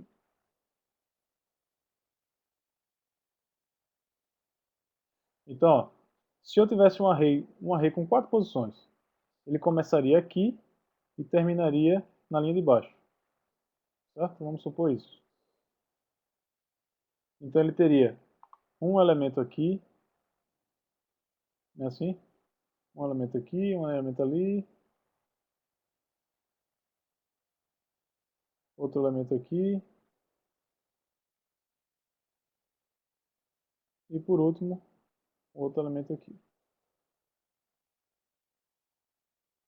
Tranquilo? Esses vermelhos aí, esses tons de vermelho são o meu array. Então o meu array vai de 0 a 3, ok? Então, se eu acesso o elemento 0, ele vai me retornar isso aqui. Ele vai me retornar esse valor. Se eu acesso o elemento 1, ele vai me retornar esse valor. Se eu acesso o elemento 2, esse valor, e o 3, esse valor. Perfeito. Agora, se eu puser o índice 4, o que vai acontecer? O índice 4, ele vai simplesmente pegar esses caras aqui, ó, esse, com esse, com esse e com esse. Ok? Se a área se a área de memória do seu processo estiver delimitada e essa região que você está acessando não faz parte dela, ou seja, se você está acessando uma memória que o seu processo, ou seja, o seu programa não pode acessar, o que vai acontecer?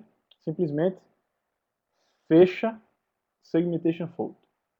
Então vai dar um erro. Se você acessar uma área de memória proibida, dá um erro. Mas se por algum acaso a sua área de memória aqui é bem maior, vamos supor que você tem a área sobrando aqui,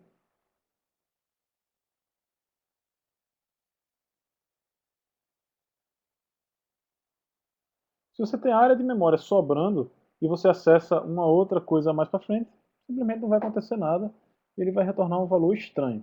Ou vai ser um lixo, ou vai ser zero, ou vai ser alguma coisa assim.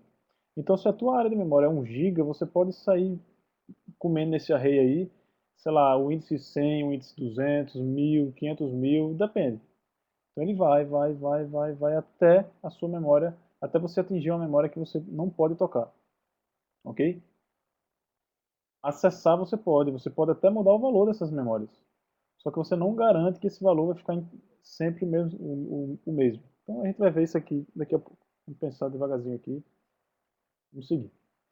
Alguma dúvida até aí? Tá tranquilo aí, pessoal? Então, o array em C++, a gente não tem... Desculpa, deixa eu só ver aqui. Se eu declarar x... Sim, sim, perfeito, Beto. Perfeito. Se você tiver aqui a área de memória disponível para você e você não invadir ninguém, você pode setar o x10. Você pode simplesmente vir aqui e colocar x10 igual a 15, vou botar aqui 50, e eu quero acessar aqui o x10. Vamos ver o que acontece.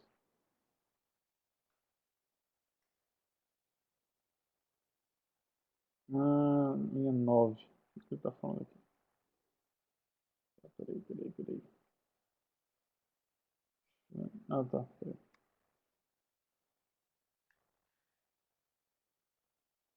Ele está colocando, deixa eu colocar isso aqui.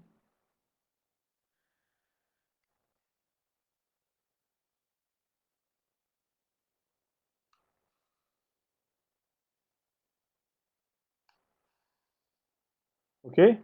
Você viu lá que deu 50? Então, ó, eu criei um array com 10 posições, ou seja, o índice vai de 0 a 9, mas eu na posição 10 eu coloquei 50 e ele foi. Agora até quando isso vai? Não sei. Vamos testar aqui. Vamos rezar para que não dê um pau aí, né? Mas vamos lá. Vou fazer aqui, ó. Int x igual a 10. Só uso muito x porque x e y é coisa de matemática, né? Fica mais fácil de dizer. Mas igual a 10. E eu vou fazer assim, ó. Usando essa mesma variável, essa mesma função count aqui, só pra gente poder usar do jeito que a gente quiser.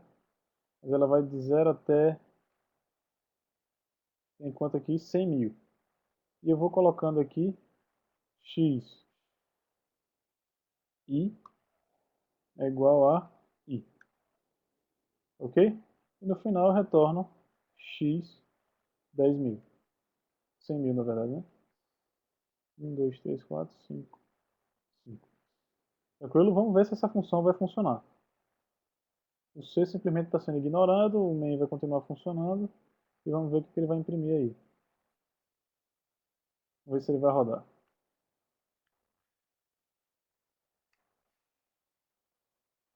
Ó, então o que acontece? Ele deu um segmentation fault porque ele acessou uma área de memória que não era permitida. Ok? Então se eu tivesse usado menos elementos ali, provavelmente ele teria escrito tudo aí, tinha preenchido tudo. A área de memória que nem era dele, nem era daquela variável, ela foi escrevendo em cima. Então tem que ter cuidado, porque essa liberdade a gente tem em C++. Tá? Essa liberdade aí, ela existe e você tem que ter muito cuidado com isso. Porque, por exemplo, eu só garanto a integridade dos dados até o índice 9. Do índice 10 em diante, eu não garanto a integridade. Então, por exemplo, se eu estiver fazendo um algoritmo que eu aloquei, ou seja, eu tenho direito sobre 10 posições, e eu estou escrevendo na 11ª, pode vir simplesmente um outro processo e, exatamente, ele gera erros altamente difíceis ou altamente raros, coisas que acontecem de vez em quando. É justamente isso que acontece quando você diz assim, ah não, esse é um erro intermitente. É uma coisa que nem sempre acontece, nem você não sabe detectar, você não consegue pegar, porque é justamente problema com memória. Tá? Então tem que ter cuidado. Delimitação com array é importante. Tá certo? Então tenha muito cuidado para não ter problemas isso aí no futuro.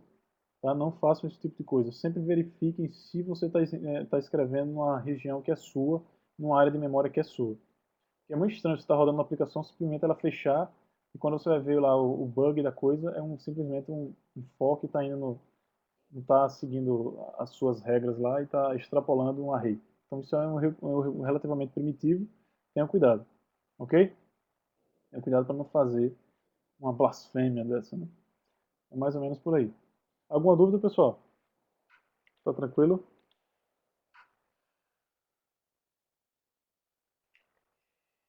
Boa pergunta, Paulo. O Paulo está perguntando se a gente tem como usar um length para esse cara, para você saber o tamanho. Não. O array puro, ele não, ele é um tipo primitivo. Então, na verdade, da verdade, ele só é uma concatenação. Então, ele é como se fosse a junção de vários elementos do mesmo tipo na memória. Que você, para acessar o próximo elemento, você simplesmente dá um pulo na memória e vai acessando. Então, você não tem como saber o tamanho desse array. Tá certo? Esse array primitivo. Aí, obviamente, a gente tem outros tipos bem mais interessantes, como o vector. A gente tem o vector, a gente tem várias outras coisas, que aí você sim pode fazer um length, você pode fazer outras coisas. Mas o array primitivo não. Que é exatamente daqui que você consegue extrair a performance. Entendeu? Como esse cara aqui, como esse array, ele é muito simples, muito cru, ele é muito rápido. Então, apesar dele não ter várias coisas que você precisa em termos de abstração, eu queria saber o tamanho dele, queria dar um append nesse cara, diminuir, aumentar, ele não faz isso. Mas ele é muito rápido, tá certo? Então aí é o custo-benefício. Você pode usar um array quando você precisa de velocidade, ou você pode usar um vector quando você precisa de organização e facilidade. Tá? Então aqui é onde entra a coisa do estilo do projeto, do desenvolvedor, entendeu? Então aqui é onde você pode melhorar. E é por isso também que eu sempre quando vou vender o Cascades ou alguma coisa assim, principalmente para dispositivo móvel, essa é a parte que a gente ganha, que é onde o desenvolvedor pode escolher se ele quer algo de alto nível para facilitar o desenvolvimento dele, ou se ele quer algo de baixo nível para melhorar o desempenho da aplicação, tá certo? Então, em alguns momentos você vai encontrar esse trade-off entre facilidade e velocidade. Que a facilidade vem com a abstração, e a abstração acaba eliminando a velocidade. Então, quanto mais abstrata é uma linguagem de programação, menos veloz ela é, normalmente. Tá? Então, quando você vai aumentando o nível de abstração, vai facilitando a vida do desenvolvedor, mas vai piorando o desempenho da aplicação. Que é isso que acontece muito com HTML hoje. O pessoal já está conseguindo fazer muita coisa rápida, já está melhorando muito, mas se você botar um do lado do outro, não chega na velocidade. Tá? Eu acho que em breve o pessoal da HTML vai chegar usando o OpenGL, a ideia de WebGL, usando aceleração de várias formas, vai se chegar, mas por enquanto ainda não está. Tá? Então, e é justamente por isso.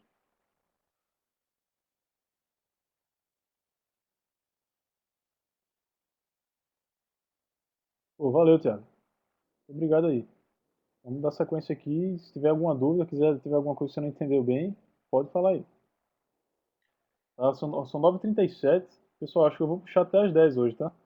Se alguém estiver muito cansado e não puder assistir, fica tranquilo que depois eu vou disponibilizar o vídeo e vocês podem assistir o finalzinho da aula aí. Não se preocupe, tá certo? Estamos aí tranquilos. Tá, então agora a gente já viu a parte de array. Tá? Se você quisesse fazer aqui um array de caractere, você também poderia fazer isso com char. Tá? Então em C você tem isso. Nome, por exemplo, char nome, vou botar aqui 100, aí eu venho aqui e ponho Rodrigo Peixoto. Tá, o que acontece? Nesse caso aqui, ó, quando eu estou fazendo quando eu faço essa alocação aqui, na verdade eu estou colocando um valor inicial nesse meu vetor, e o valor inicial na verdade é Rodrigo Peixoto, e no final aqui desse cara é como se tivesse escondido aqui, ó, um barra zero. Tá, então o elemento, ó, a gente tem 1, 2, 3, 4, 5, 6, 7, aqui, ó, deixa eu andar com o cursor, fica mais fácil para vocês entenderem. Então, 1, 2, 3, 4, 5, 6, 7, 8, 9, 10, 11, 12, 13, 14, 15. 15 é o tamanho da minha string, só que ela, na verdade, ela tem mais um caractere que é o barra zero. Então, ele é um caractere escondido. Isso aqui, na verdade, você não vê, ele fica só no seu vetor. Isso aí A aula vai até meia-noite. Não, não, temos fé, não vai não, vai não. Senão vai ter gente correndo aí desesperada. Tenham fé. Então, para você criar o seu array, assim seria uma forma de você fazer. E outra seria essa aqui também, ó. Se você quiser fazer com um caractere, nome, 2, né? 10. E que você também poderia fazer passando caractere por caractere.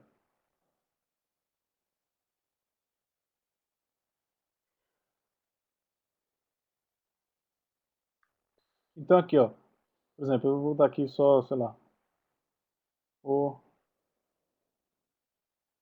lá. Mas pelo amor de Deus, né? Se você fazer isso aí, vai ter, vai ter muito trabalho, né? Você imagina você fazer uma frase assim. Mas as duas alocações funcionam da mesma forma, certo? Só que o ideal aqui, se você quiser fazer um string mesmo, aqui você tem que botar o barra zero.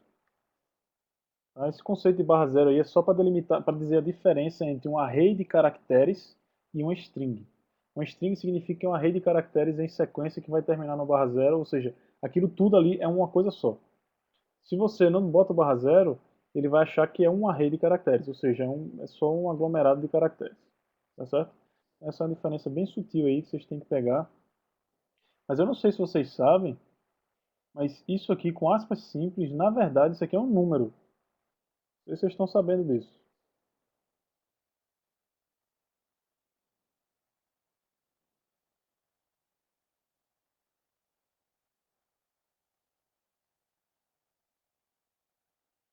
Dependendo, estou só lendo aqui o que está escrito.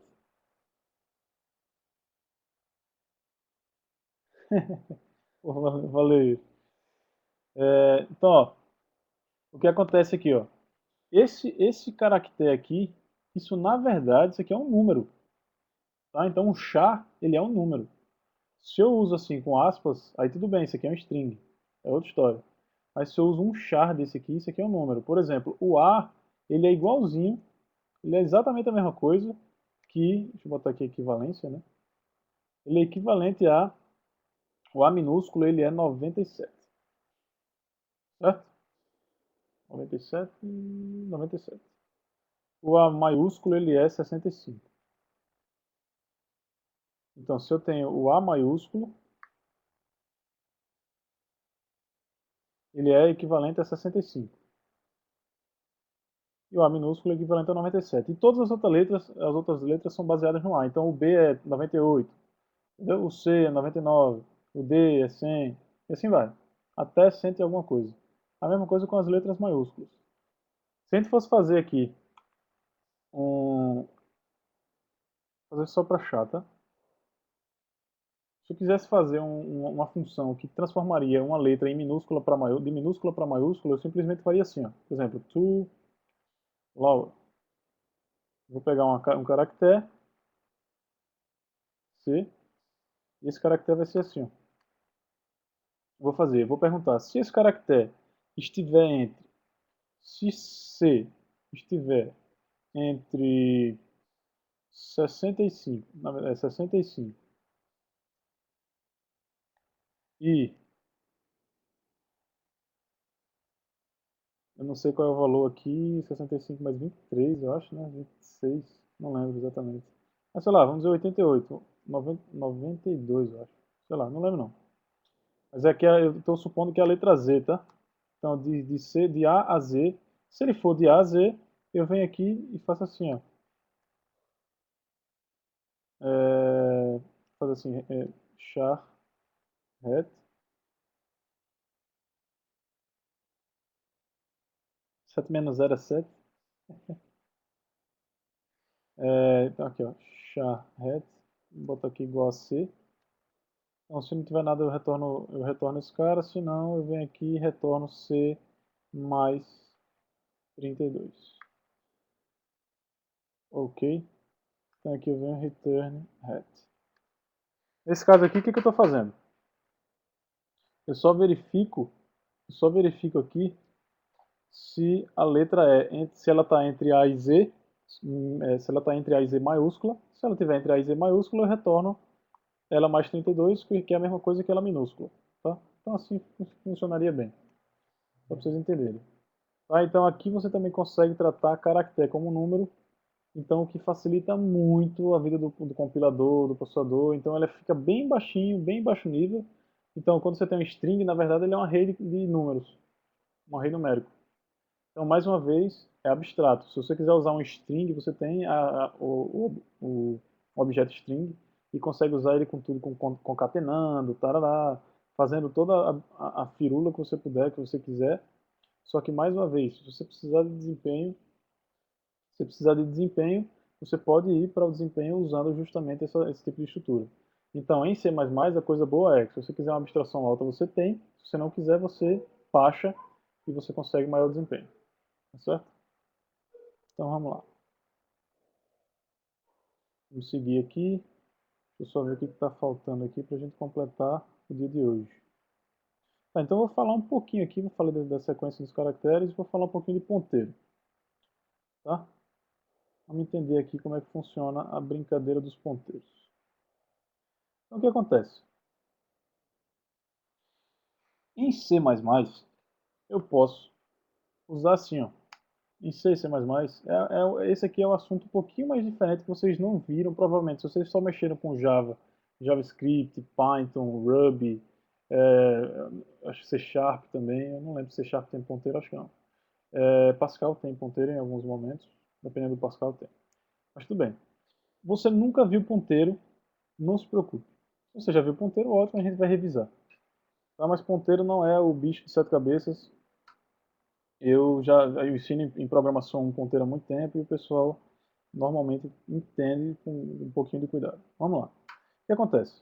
Quando eu faço int y igual a 10, isso significa que o y ele é ele faz assim, ó, deixa eu puxar aqui a nossa memória lá. A gente tem uma memóriazinha, né? Deixa ela aparecer de novo aqui. Como que eu tiro isso aqui, velho? Deixa eu só tirar aqui o sidebar, hide format, hide comment.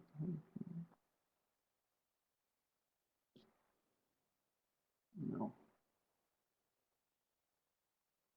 Ah, não sei como é que faz isso, mas tudo bem.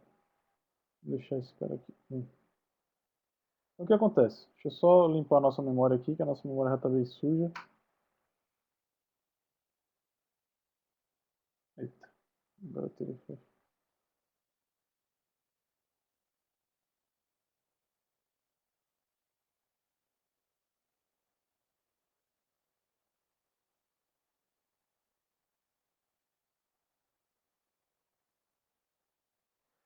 Então o que acontece? Aqui se eu tenho um int, 10, um int y igual a 10, na verdade o que acontece? Toda vez que eu estou usando um computador, quando eu tenho, quando estou criando um processo, quando eu estou executando um programa, na verdade esse programa ele tem duas áreas de memória separadas. Tá? Uma das áreas de memória é a pilha e a outra é a heap. Então todo processo tem uma pilha e uma heap. A pilha, as coisas crescem de cima para baixo e a heap cresce de baixo para cima. Tem gente que ensina de outra forma, dizendo que a heap está em cima e a pilha está embaixo. Tanto faz, tá certo? Na verdade é só para ilustrar aqui que a gente tem duas áreas. Então quando eu venho aqui e escrevo assim, ó, int a, deixa eu botar isso aqui, deixa eu aumentar isso aqui pra gente. Se eu coloco aqui, ó, int a igual a 10, significa que aqui nesse cara aqui, eu vou ter a variável a e eu vou ter também o valor 10. Tá? Então, tanto A quanto o 10 estão aqui. E no A, eu tenho o quê? No A eu só tenho o endereço da... No A eu tenho, na verdade, aqui, ó. É como se, na verdade, fosse assim. O A, ele representa esse 10 aqui. Então, quando eu falo A, eu estou falando desse 10.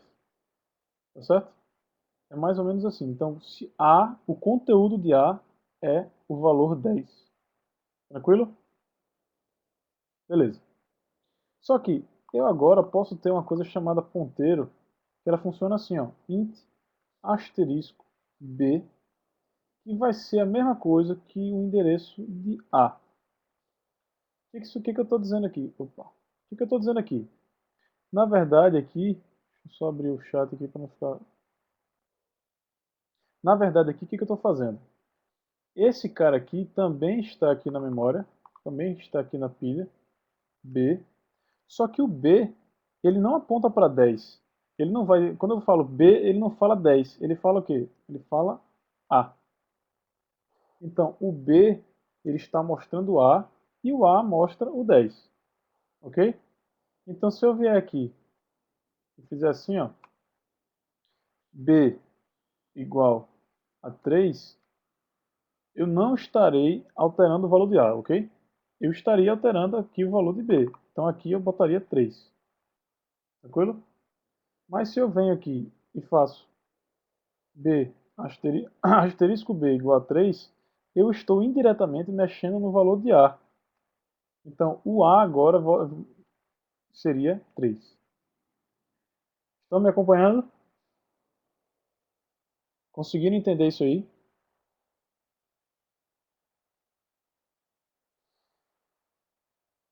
Esse negócio é um pouquinho diferente. Tá? Então, o que acontece? Vamos pensar agora, vamos ver isso lá na nossa memória. Esse A e esse B aqui, eles podem ser traduzidos como, como endereços, tá? Então, o A, ele, na verdade, na memória ele é um 0FF43E56. Ele é uma coisa meio assim, coisa meio feia, que é a mesma coisa que esse A. Vou fazer assim pra gente... Então, se eu falo isso aqui, ele vai estar... um está referenciando o outro. Então, se eu falar desse endereço aqui... Cadê meu mouse? Aqui. Se eu falo desse endereço aqui, eu estou falando de A. Ok? Se eu falo do conteúdo desse endereço, eu estou falando de 3. Tá certo? Então existe uma... Eita, deixa eu apertar essa, só Ctrl S. Então, Aqui, quando eu faço asterisco, int asterisco é um tipo, tá certo, pessoal? Int é um tipo e int asterisco é outro tipo. Inclusive, o tamanho dele na memória é diferente. Int é um tipo e int asterisco é outro tipo. Esse cara aqui tem 4 bytes na memória e esse aqui tem 8. Ok? Então, esse cara aqui tem mais bytes do que o próprio A. Porque ele armazena endereço. E como esse endereço tem que dar pulos grandes na memória, ele tem que ser grande. Então, são 8 bytes. Tá certo? Então, aqui, ó. Para você usar uma variável em C++, você pode ter ela pura, ou seja, você está usando o valor dela. Você pode acessar o endereço que essa sua variável ela tem armazenada, ou ela pode pegar o endereço da variável, tá certo? Então aqui nesse caso, ó, se eu tenho A igual a 10 e seto o endereço de A em B, ou seja, B está apontando, ele tem o mesmo endereço, ou o meu iShow parou de filmar. Só um segundo, pessoal, deixa eu tentar abrir de novo o iShow. Stefan, a aula de hoje você vai ter que disponibilizar, tá? O meu iShow simplesmente parou. Mas não tem problema não. Quando eu disse que asterisco B... Tá, isso. Divaldo. Só que vê aqui, ó. Lembra que se eu estiver usando aqui, ó, int asterisco é o tipo. Na verdade não é asterisco B, é B. B é igual a endereço de A. Então, na verdade, o que B é, B recebe quem? 0x perfeitamente. FF34E. Então, dentro de B, se eu perguntar aqui, se eu der um print em B, se eu fizer print, na verdade, o cout, né, que a gente está usando aqui, cout B, o resultado vai ser 0xFF34E. Tá certo? Agora, se eu pedir para ele, se eu der um cout aqui, e disser asterisco B, ou seja, o asterisco B ele vai pegar o que tem nessa posição de memória. Ele vai pegar o que tem nessa posição de memória. O que tem na posição de memória? 10. Aí agora sim ele imprimiria 10. Ok? Vamos fazer um exemplo desse código aqui, para todo mundo ficar mais ligado aqui no como é que funciona a coisa. Então, ó, se eu tenho aqui, eu vou abstrair isso aqui, tá? Vou comentar várias coisas aqui que a gente já fez para não ficar... Vou deixar aqui. Então, eu vou fazer isso embaixo.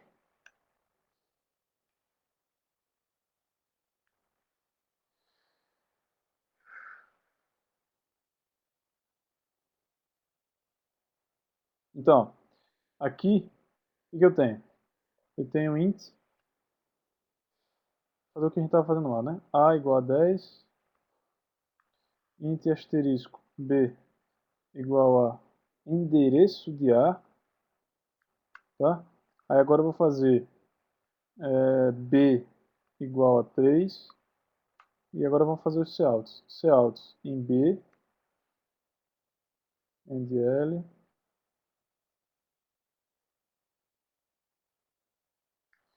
cout de asterisco B, endl, e o cout de A. Tranquilo? Eu vou colocar aqui só o labelzinho para a gente não se perder. Então vai ficar aqui B, aqui vai ficar A, desculpa, asterisco B. Aqui só para aparecer lá, tá, pessoal? Para a gente não se perder. Senão vai aparecer um monte de coisa e a gente não vai saber de onde veio cada um. 2 pontos. Aqui. Tranquilo? Então agora quando a gente executar, ele vai apresentar alguma coisa. Vamos lá. Compilou. Fazendo que tem alguma coisa errada aqui. Tá, a gente escreveu um monte de baboseira em algum lugar. Lá no nosso código CPP. Tá aqui, ó. Um monte de código estranho. Comentar. Vamos ver se ele compila aqui. Opa, quase. Mylib linha 14. Linha 14. Left shift count 14. Ah tá, tem um menor aqui. Então agora quando compilar, beleza, ele está dizendo que tem uma conversão inválida na linha 22 do main. Vamos ver aqui o que ele vai dizer na linha 22. Ó, ele está até reclamando aqui, ó. Quando eu faço na linha 22, eu estou passando um inteiro para o asterisco int. Ele já está reclamando aqui, ó, está dizendo que eu nem posso fazer isso.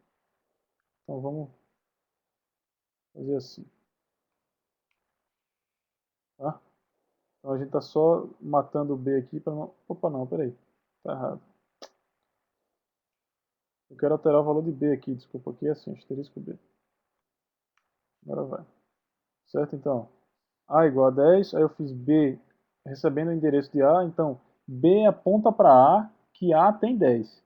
Então se eu faço asterisco B, na verdade eu pulo A e já vou direto para o 10. Então eu acesso o valor de 10. Tranquilo? Limpar o terminal. Isso. Então vamos lá. Aí vamos compilar para ver o que vai acontecer. Compilou, rodou. Ctrl C. Opa, Ctrl aqui, ponto barra teste. Opa, segmentation fault. Segmentation fault provavelmente foi daqui. Ok. Então, ó, quando a gente pediu para imprimir o B, o que ele imprimiu? Um endereço gigante aqui, ó. 0x, tá, blá, blá, blá, um monte de coisa. Quando eu pedi para ele imprimir aqui o asterisco B, ele imprimiu quem? 3. E quando eu imprimi A, ele imprimiu 3 também. Tranquilos? Entenderam a ideia aqui? Então, por exemplo, se eu tivesse um outro ponteiro aqui, int asterisco C, o que eu preciso fazer agora para que o C escreva em A? Escrevam aqui, por favor, o código que vocês sugeriam. Eu quero só, nessa linha aqui de baixo, fazer alguma coisa para que eu consiga, através do C, escrever em A.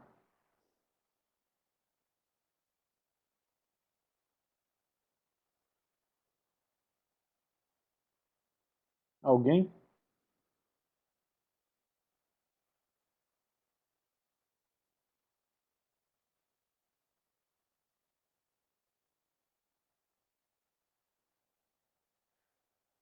Chegou. Eu posso fazer assim, ó. C é igual a B. Ou também eu poderia fazer asterisco. C, ou, desculpa, C é igual a um endereço de A. Tá certo?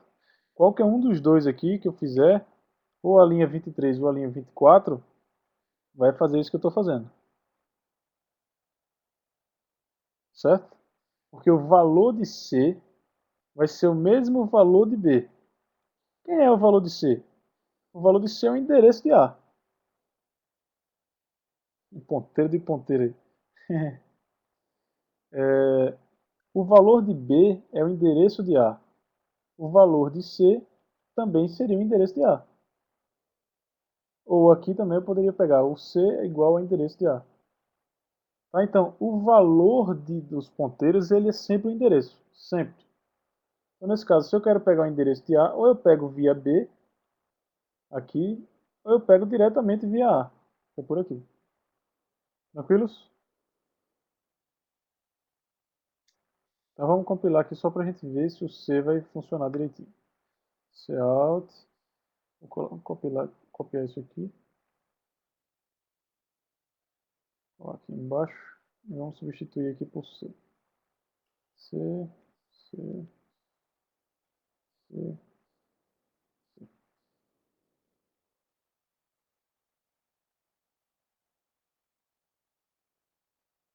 Tá, Paulo, eu vou mostrar isso aí, como é que a gente vai usar isso na prática na próxima aula. E você vai entender porque realmente isso é muito útil. Certo? Só mais um. Só um pouquinho de paciência que na terça-feira você vai ver como é que funciona. Como é que isso aí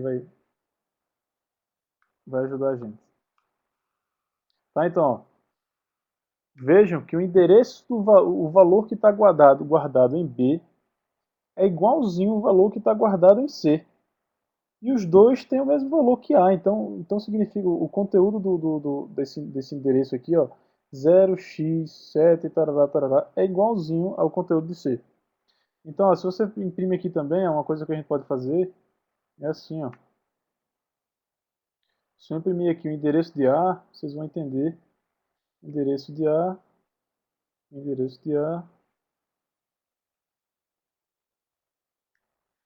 compilou, rodou. Então veja, o endereço, ó, o conteúdo de A, ou desculpa, o conteúdo de B é igual ao endereço de A, e o conteúdo de C também é igual ao endereço de A. Então qualquer variável em C, você pode fazer essa brincadeira aqui, ó. Você pode usar ela normal, sem nada. Você pode usar passando o endereço dela, ou você pode pegar o conteúdo de um ponteiro usando esse asterisco aqui. Ok? Então a gente vai trabalhar um pouquinho melhor com asterisco na próxima aula, já são 10 horas, vão acabar, senão vai acabar meia-noite mesmo, como o Stefan estava falando. Na próxima aula a gente vai ver como a gente vai usar ponteiro para alocação dinâmica de memória. Então até agora a gente só usou, se a gente fosse pensar aqui na nossa memória, a gente só está usando a pilha, a gente não usou em momento nenhum a RIP. Tá? Então a gente vai ver como a gente vai usar aqui a RIP e a pilha para ajudar no desenvolvimento. E como isso é feito em C++, e como é que a gente faz isso em Cascades, e por que isso existe.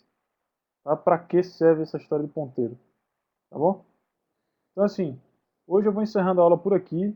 Espero que vocês tenham gostado. Obrigado aí pelas pessoas que já deram alguns feedbacks.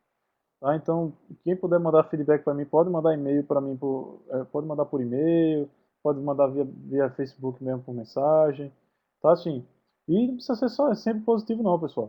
Por favor, pode dizer, ah, achei chato, achei longo, podia ser um pouquinho mais curto, um pouquinho menos de conteúdo, ah, queria que você fizesse assim era melhor.